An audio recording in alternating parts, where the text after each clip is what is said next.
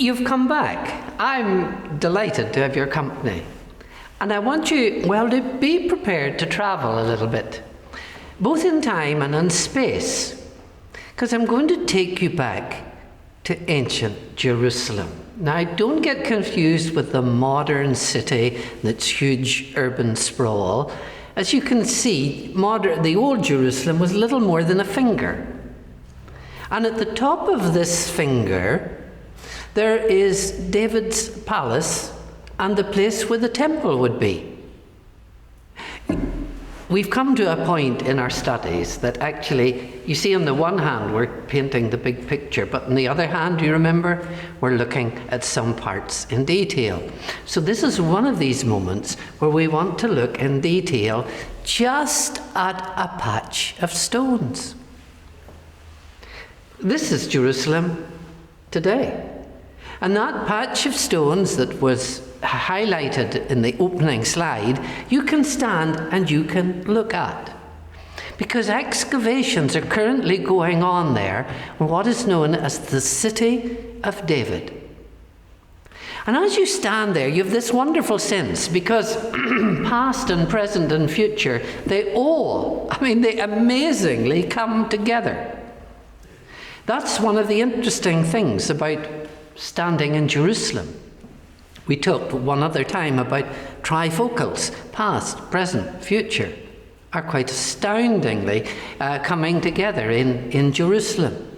Now, as you stand and you look at this, now obviously where archaeology is concerned and historians are at work, there are disputed interpretations. But many believe this is actually the footing, this is the bottom of David's palace. So to stand here at the palace that David built, and when you stand, you look built into this wall, there is Achiel's house. Now, this would have been the house, obviously. Can you imagine a house near the royal palace? This was an important man. And what's when you look at it, you discover he must have been a very senior official, but it's called the burnt house. Now, the interesting thing about the burnt house was not just that it was burnt, but in the burnt house, there was the most fascinating object that was found. They brought in anthropologists, sociologists, historians, archaeologists. What is it? Is it a cultic object? Is it something we understand from the angles of comparative religion? It's actually a toilet. Because in this house, it was the house of an affluent man, because he had obviously a toilet in his house. And what's very striking, now I don't in any way want to get indelicate here, but they were able to move the stone and they could find out, what had been deposited. And they found there the evidence of pieces of pollen and some seeds that had obviously gone through the human digestive system and survived centuries, to indicate that the people who were the last occupants of that house lived in the most difficult situation, where it became so oppressive in Jerusalem they were eating grasses. Because this was a time where around about 586 Jerusalem was under siege by the Babylonians. The city was starving. And we can stand today and see the evidence of a community that was suffering just before the beginning of one of the most dramatic experiences for the people of Israel, namely the exile, where these people would be taken away from Jerusalem. Can you imagine it? You can understand why this great city that had been the centripetal force drawing the people, because there was the temple. Everybody came to Jerusalem. Now, They were being taken from it. No wonder the psalmist would talk about sitting by the rivers of Babylon and weeping and crying and lamenting. You want to get a little bit of a feel for the emotions? Take a little look at a book called Lamentations. And you'll see, you can identify and express solidarity with somebody who's literally seeing their world fall around them. You see, when you read with the bifocals, you do the history justice, but you see the human situation. You begin to understand, I find Lamentations is so helpful, especially when you're dealing with someone, or maybe even yourself, who feels this world has fallen apart, and you feel God has abandoned you, and then you discover, actually, in the middle of it all, great is your faithfulness. Your mercies are new every morning, despite the difficulties I'm coming through. This is never mere history. There is always God speaking to us. So on this journey through, the exile marks an abrupt breach in this unfolding history of Israel. Now, this is not the first exile in the Bible. Think about it. Because, exile started when Adam and Eve were expelled from the garden.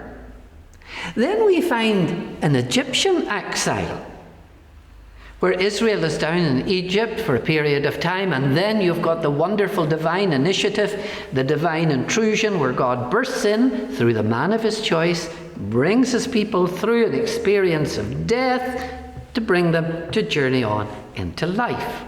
That sounds familiar, because whether you're standing in Exodus or you're standing in the Gospels, God's initiative, the one of God's choice, the confrontation with the totalitarian power, whether Pharaoh or death, coming through death to life. Do you see God's way of working? And then there was the second great exile, the Babylonian one, coming centuries later. Do you see, when you're reading the Bible, how it spans time? It's not just a little book of sort of momentary encounters. It spans centuries. So it's inconceivable that we can come to the Bible and just put everything into neat little pigeonholes. There's the story of the Exodus. There's the story of Daniel in the den. There's Jonah in the belly of the fish. There's the cross. There's Jesus. I want us to develop an acute sensitivity to the fact there's a coherence, there is a unity, there's a progression in all of Revelation, because it's one God. Never, ever forget that. That's one God from beginning to end. So when we're sensitive to that, I think we read the Bible in a whole new way. And as I say, we're part of this story. Do you see our personal involvement in this? So this is why I keep inviting you. Look at the Bible as a whole. Stand back and get the view.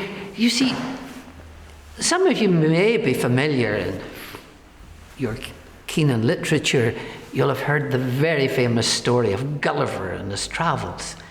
And eventually he ended up in a place called Lilliput. Now, all the Lilliputians, they're tiny, tiny little people. And sometimes, without being derogatory to any person individually, I think so many Christians are Lilliputians. Their world and their view is so small. It's so tiny. When God says, hey, I'm interested in something so much bigger here. So it's time to say, to the whole church, let's get out of Lilliput. Let's begin to see this big drama. Let's begin to see that this book is not just a personal book describing how I as an individual will leave this world and go to heaven. That's a popular interpretation of the Bible. I'm not being derogatory about that at all. But what I want to see is that the salvation of an individual is a subset of something so much bigger. Of a God. Do you remember the God whom we met in Genesis? whom we will eventually stand before in the book of Revelation, and we will say, like the prophet Isaiah writing 700 years before Jesus, this is our God. In that day, this is our God. We have waited for him, and he has saved us. That's the big story. But another way, when you read the Bible, well, the rabbit and the hare, the rabbit and the tortoise come to mind sometimes. Because there's sometimes you can read it like a rabbit or a hare, and you just zoom through. And then there's other times where, to be honest, you need to slow down. There are times where, like the hare, you can take in whole chapters, whole books. Sweep through. Bear in mind that big picture. Then there are other times you just got to slow way down, drop down through the gears, and take it slowly. This is a good spiritual discipline as well, because in our age that is so kind of preoccupied with the instant, it has to be exciting. Do you know these type of church services that are advertised as great miracle crusades? You know, it's as if it becomes what God's doing as an entertainment. And the focus is, it's off God. It's as if we're catering to an audience rather than feeding a congregation. Now, when we begin to see God at work, that means we got to see the big, big picture. And to draw alongside somebody who, as a man or woman of God, has a sensitivity to the fact it's not all about the instant. It's about seeing the reality of God at work over centuries. Not just in the lifetime of an individual, not even in terms of a generation, not even in terms of a whole historical epoch. This is God on the very, very big scale. And to be prepared to wait for God. And to recognize, hey, all of these things may not come together in my lifetime, but I'm part of it. I think that's just quite astounding at times. Do you ever, a fascinating exercise for you sometime is to take time to read the book of Ruth. Now, Ruth starts with two women standing talking. And you know, they're remarkably honest. One saying, you know, it's been so rough for me. Call me bitter from now on. Mara. 4 chapters later, these two women who've been so very honest now discover they're actually part of an unfolding drama that leads to the birth of David and eventually to the birth of Jesus, because they're named in the genealogy of Jesus at the beginning of Matthew's Gospel. Do you see the woman who in that village lived out their lives, but then became part of something much bigger? Who knows, in the community where you live out your life, the particular place, the particular person, the particular time, the contribution you make to God's bigger plan. This is where history is important. Empires are rising and falling down through the ages of the Bible. When you go right back, you can go right back and find the ancient Sumerians, Akkadians. We can learn the kind of the context of the biblical story. The geography is also significant. But this is where you need to get out the brush and sweep with big arching curves and colours. Because when you look at this one little dot, and I mean in terms of the geography of the world or the cosmos, isn't Israel a little dot?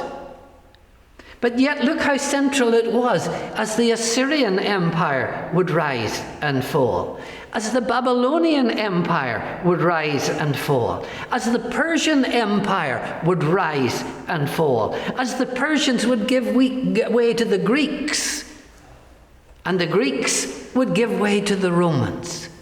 This is history on a big scale.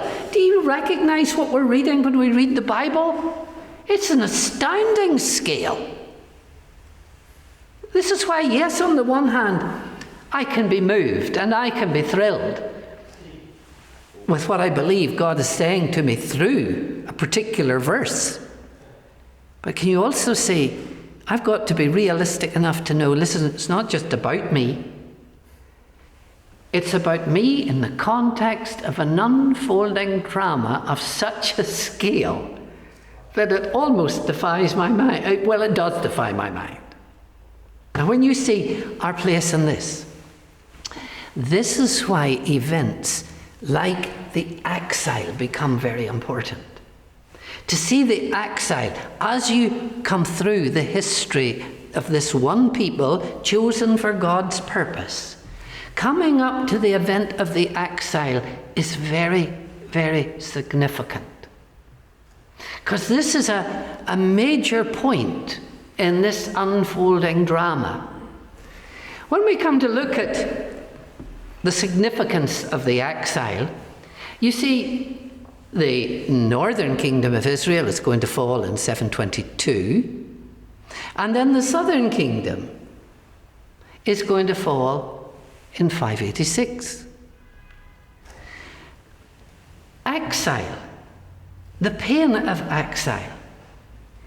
Believe me, as you watch the news, even today, isn't it very striking? You watch families leaving their home, all their possessions on their back, or in a bag, or in a suitcase, or in a wheelbarrow. Go and stand before the great wall reliefs in the British Museum sometime if you ever get a chance. When you look at these great walls, these great friezes, you see families being taken away. There must be so many personal tragedies. When you think of the stories of these families being taken away, taken from home, taken from that which is precious, this wrestling with, why has God abandoned us? Is God unfaithful? Been taken away, not to a Holocaust situation, not to a concentration camp, but to be taken off into the sophistication of Babylonian exile, Babylonian culture, into Babel. And there they were, the temptation to assimilate into a culture sophisticated but godless. Then, in 539, Babylon is going to fall to the Persians. And you have got the impact of a man whose influence is still with us today, because he really is still recognized as one of the first great multiculturalists. His name is Cyrus of Persia. And to this day, even in Australia, they celebrate Persia. They celebrate Cyrus, and particularly the wonderful statement of his declaration, as it were, of freedom. He was the ultimate multiculturalist. So he was allowing Israel to actually return at the end of the exile. Now all of this is going on against, you see, that provides the background for Kings and Chronicles. So let's try to clarify this a little bit so that you can go away and see. You test this yourself, because it all depends on your willingness to look at things differently. Now, if you're willing to look at things differently, it will be quite astounding what you're going to see. Because again, look at the history. Do you remember? The northern kingdom's ending 722, the southern kingdom's ending in 586.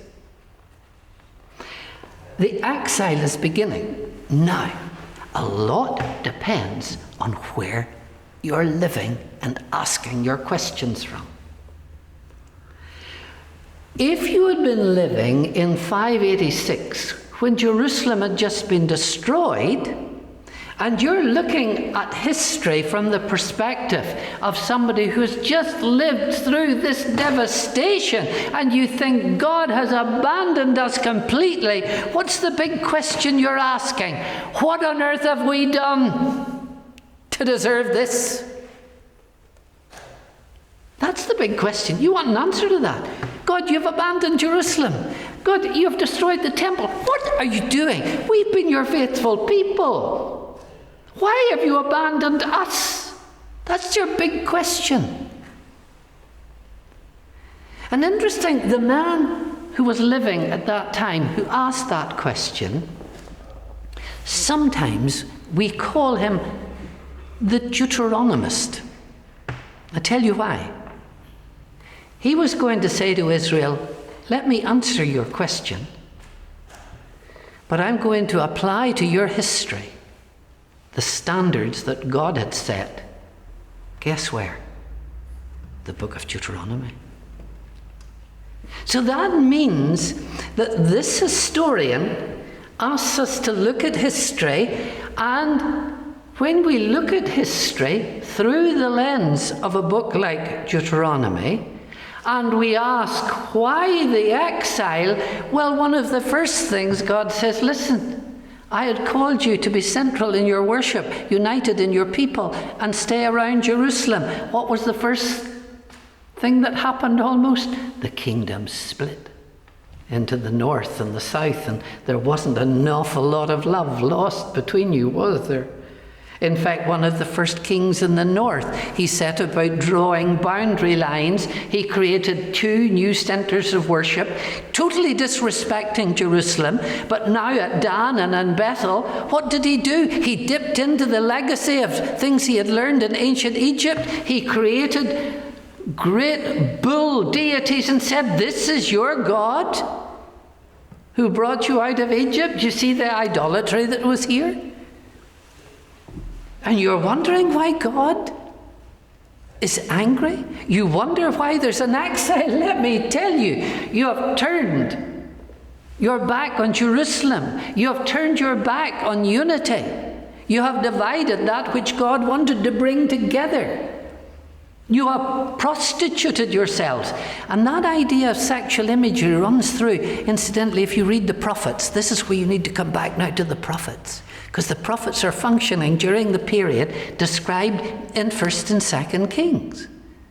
And often you find this imagery, very strong sexual imagery. Take, for instance, the book of Hosea. He said, Israel, you're like an adulteress.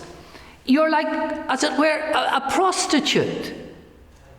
You're beginning to see how unfaithful you have been to your husband, to your bridegroom who loves you and cherishes you. You even have Hosea using language that, you might feel uncomfortable with, because God says to Israel, come, I want to take you back into the wilderness so that we can have a courtship together again. See that type of imagery?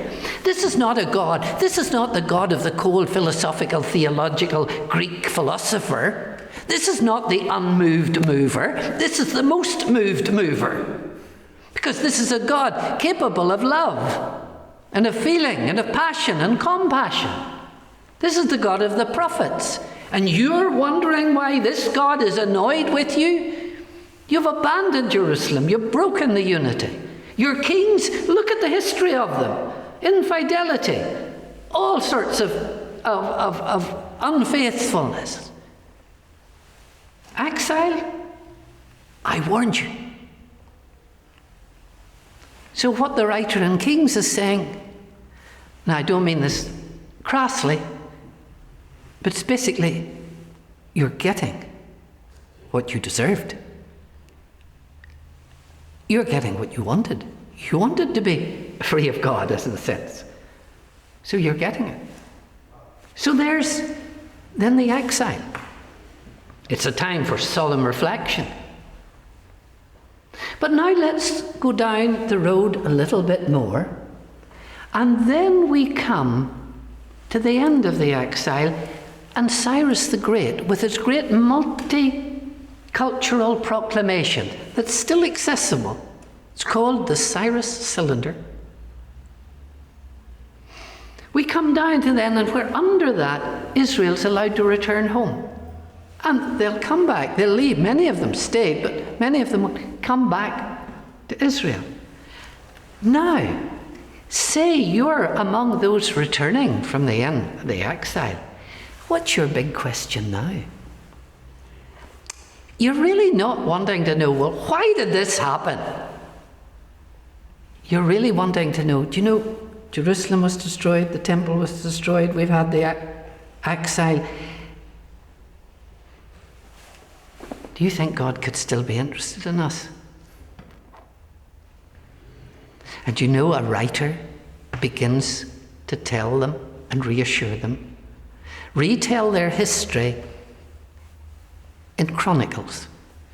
Because 1st and 2nd Chronicles, you see, they look back at the time of history and see a very different perspective on things. This is why maybe you've run into this problem. You have started to read through the Bible in a sequence, and you've read through, and it's been kind of reasonable. Conquest of the land, and Joshua, a wild period, Judges, then Samuel, preparation for the monarchy, Kings, and then you start to read Chronicles, and you think, oh, I've read this before. What on earth's going on? Well, you see, you're right. You have read it before. It's the same, but different.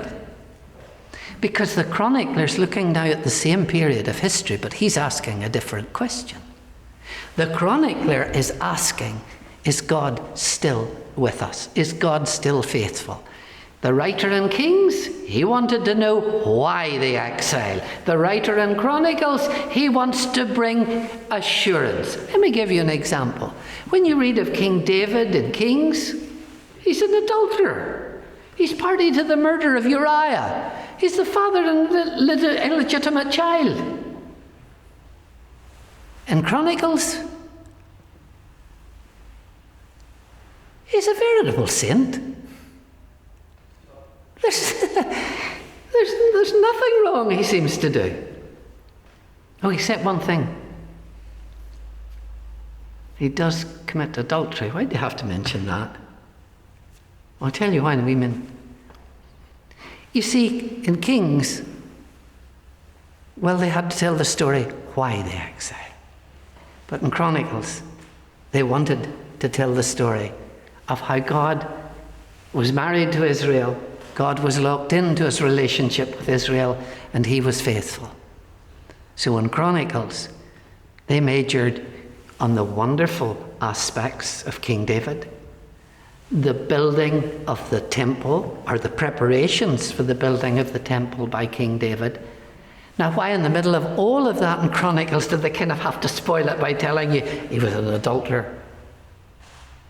Because when David repented of his adultery, he wanted to repent before God. To repent in that culture, he had to make an offering. To make an offering, he needed an altar. To get an altar, well, this may seem logical. I don't mean to be patronizing, but if you're going to build an altar, you need a piece of land. But what if you didn't own any land? So you had to buy a piece of land from Araunah the Jebusite. And he built an altar there, and he worshipped God there. And why is that important? Because it was on that very site the temple would be built. That very site, the temple. And when they were returning from the exile, how important was it to know God's faithfulness to David, David's true repentance, and the site of the temple. That was so important. See, this is just history from different angles. So don't get too perplexed at times when you're reading Kings and Chronicles and you just initially can't match them. Then go back and ask, well, why is the historian asking this question and another one's asking another question? This is important to see these lenses. So important that we look at these lenses. When we look at history and we begin to see the individual incidents, you see, each historical event in the context of this much bigger plan. And that's why often we find ourselves, even as Christians in the 21st century, actually standing not just looking back at the prophets of Israel, but actually, now you try this sometime. instead of just looking back at the prophets, consciously in your mind, go behind the prophets and look forward with them and see some of the things they're still looking for and discover the ultimate meaning. That's why it's so important, you see, to get perspectives on history. And is this the last kind of lesson on history and perspectives? Well, no, it's not actually, because later on in the Bible, maybe if you've been struggling a little bit by the fact that you had two perspectives on the history of the kingdoms of Israel, later on God's going to give you 4 perspectives on the ultimate king. He's going to allow us to see Jesus through the lens of 4 very, very different men who have different questions to ask. So, are you prepared to take a different perspective? Just see things a little bit differently. And when you do, you begin to savor a little bit more of the richness of the Bible.